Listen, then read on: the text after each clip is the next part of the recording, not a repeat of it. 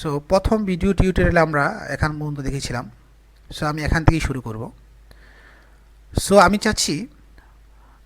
আমরা চাচ্ছি প্রথমে এই সবগুলো লেখাকে এই সেম ফরম্যাটে নিয়ে আসার জন্য। সো কীভাবে আমরা এই সেম ফরম্যাটে নিয়ে আসবো সেই কমান্ডই আমরা প্রথমে দেখতে যাচ্ছি। ফর এক্সাম্পল, এই যে ফরম্যাটিংটা আছে এই ফরম্যাটিংয়ে আমরা ফুল লেখাটাকে নিয়ে আসবো। সেটা করার জন্য আমরা প্রথমে যা করব, এই লেখাটাকে সিলেক্ট করব। তার মানে আমরা এই লেখাটার মতো করতে চাচ্ছি। সো লেখাটি সিলেক্ট করার পরে আমরা এখানে ফরম্যাট পেইন্টার নামে একটি কমান্ড অপশান আছে, আমরা এখানে ক্লিক করব। এখানে ক্লিক করার পর আমরা এখন কি চাচ্ছি, আমরা চাচ্ছি সম্পূর্ণ লেখাটি এরকম ফরম্যাটে চলে আসুক। তাহলে আমরা এখান থেকে ফুল লেখাটি সিলেক্ট করে নিলাম। তার মানে আমরা বুঝতে পেরেছি কি এখানে কি চেঞ্জ হয়েছিল। আগে যে লেখাগুলো ছিল ওগুলো আর এখন নাই, সব টোটাল ফরম্যাটিংটাই এই ফরম্যাটিং হয়ে গেছে। সো এভাবে আমরা আমাদের লেখার ফরম্যাটিং চেঞ্জ করে নিতে পারি। তা আশা করি এই কমান্ডটির ব্যবহারটি বুঝতে পেরেছেন। তারপর এখানে আমরা আরেকটি কমান্ড শেখার চেষ্টা করব। সেটা হলো এই লেখাগুলোকে, ফর এক্সাম্পল আমি এই লেখাটাকে লেফটে নিয়ে আসি।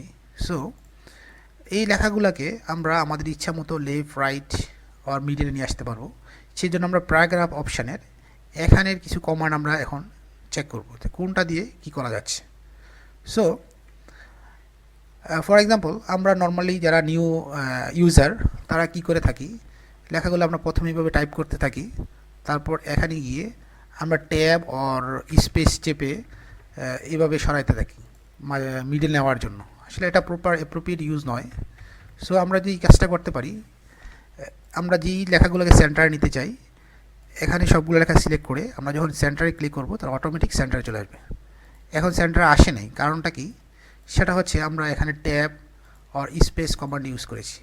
সেক্ষেত্রে আমরা কি করব, আমরা প্রথমে এটাকে আমরা আগের কন্ডিশনে নিয়ে নিই। ফর এক্সাম্পল এরকম ছিল। সো আমরা লেখাটাকে সিলেক্ট করলাম, করার পরে এখানে যখন আমরা মিডলে সেন্টার, সো সেন্টার যখন সিলেক্ট করলাম লেখাগুলোকে অটোমেটিকলি সেন্টারে চলে আসলো। সেমভাবে এই লেখাটা আপনাকে কীভাবে রাইট কর্নারে নিয়ে আসছি, আমি যখন লেফট ছিল পরে আমি যখন রাইট কর্নার ক্লিক করলাম অ্যালাইন রাইট, সো এটা রাইট কর্নারে অ্যালাইন হয়ে গেল। সো আশা করি বুঝতে পেরেছেন। আরেকটি অপশন হয়েছে the justify. So justify means এই সাইডের লেখাটা লাইনটা অ্যান্ড এই সাইডের লাইনটা রাইট অ্যান্ড লেফট সাইডের লাইনটা স্ট্রেট হবে, সোজা হবে, সেটা হচ্ছে জাস্টিফাই। আমরা এখানে দেখি, যদি আমরা এখানে জাস্টিফাই কমান্ডটা উঠিয়ে দিই তাহলে কী দেখা যাচ্ছে।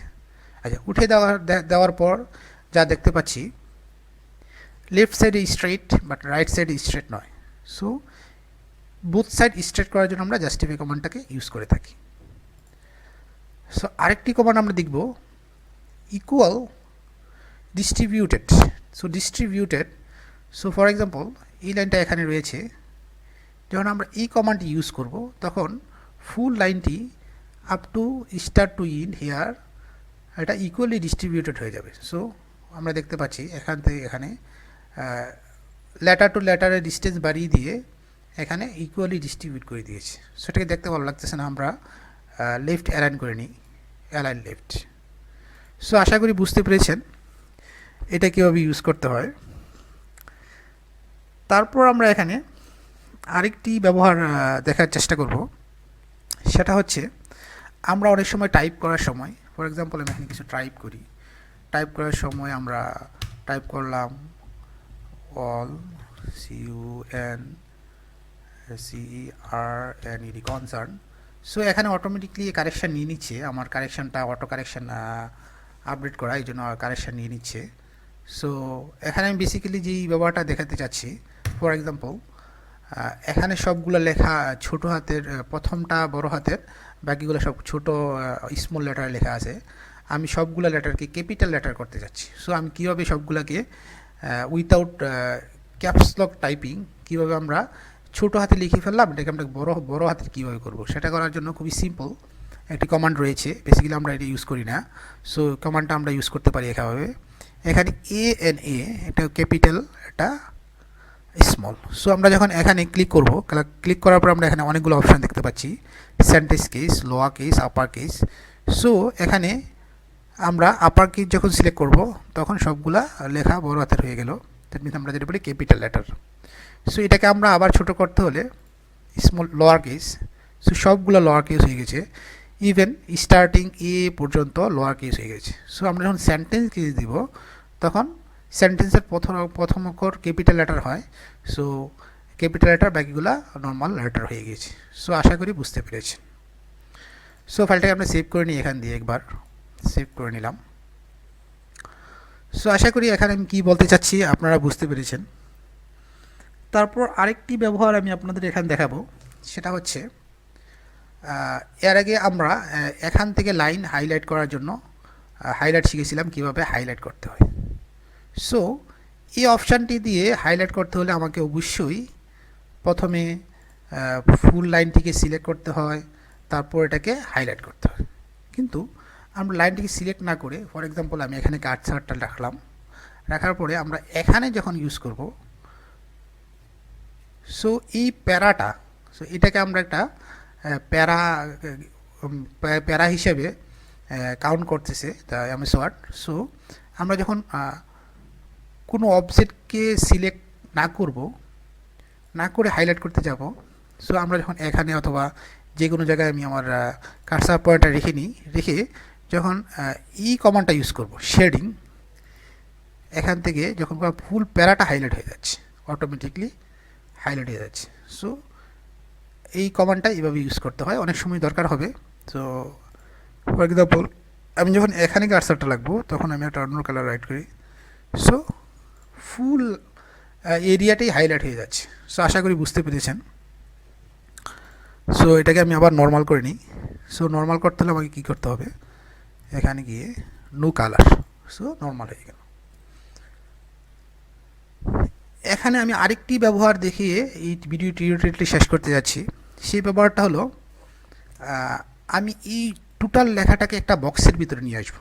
এখন বক্স নাই, সো আমি লেখাটাকে কীভাবে বক্সের ভিতরে নিয়ে আসবো, আর আমি এই লেখাটাকে বক্সের ভিতরে নিয়ে আসবো। সো এখানে সিলেক্ট করে আমি এখানে যাব, গিয়ে আমি এখানে box, outline border. So outline border যখন দেবো অটোমেটিকলি এটা বক্সের ভিতরে চলে আসলো। সো এটাকে আমি যদি লেফট বর্ডার দিই, সো এখানে top border, bottom border, so আমরা বক্স নর্মালি বক্স করি। আর অল বর্ডার দিই যখন, যখন প্রথমে আমরা করছি আউটসাইড বর্ডার, সো এটা বক্স হয়ে গেল, একটা বক্স হয়ে গেল। যখন আমরা এটাকে অল বর্ডার দিব, অল বর্ডার, তখন এখানে 1 2 3 তিনটা লাইন রয়েছে, এখানে তিনটা বক্স, সেপারেট বক্স করে দিয়েছে। সো এভাবে আমরা একটা লেখার পরে বক্সের ভিতরে নিয়ে আসতে পারি। সো আমরা এটা ফুলটার মধ্যে একটা ইফেক্ট দিই, ফর এক্সাম্পল আমরা এইটার মধ্যে একটা ইফেক্ট দিই। সো দেখি কী দেখা যাচ্ছে। সো এখানে প্রতিটা লাইনে বক্স আকারে চলে আসছে।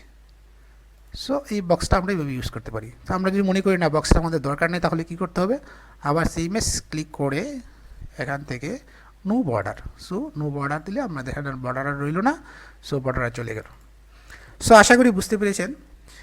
যারা একেবারেই মাইক্রোসফট ওয়ার্ডে নতুন, তাদের জন্য খুবই ইম্পর্টেন্ট এবং গুরুত্বপূর্ণ, এবং যারা মাইক্রোসফট ওয়ার্ড সম্পর্কে জানেন বা মাইক্রোসফট ওয়ার্ড এক্সপার্ট, তাদের কাছে আমি আপনাদের স্পেশাল ফিডব্যাক আশা করব, কীভাবে আরও ভিডিও টিউটোরিয়ালগুলো আপগ্রেড এবং ভালো মানের ভিডিও টিউটোরিয়াল বানানো যায়। অবশ্যই কমেন্ট বক্সে জানাবেন। সো আশা করি সবাই ভালো থাকবেন এবং আমার চ্যানেলটি সাবস্ক্রাইব করে পাশে থাকবেন। আজ এই পর্যন্তই। আসসালামু আলাইকুম ওয়া রাহমাতুল্লাহি ওয়া বারাকাতুহু।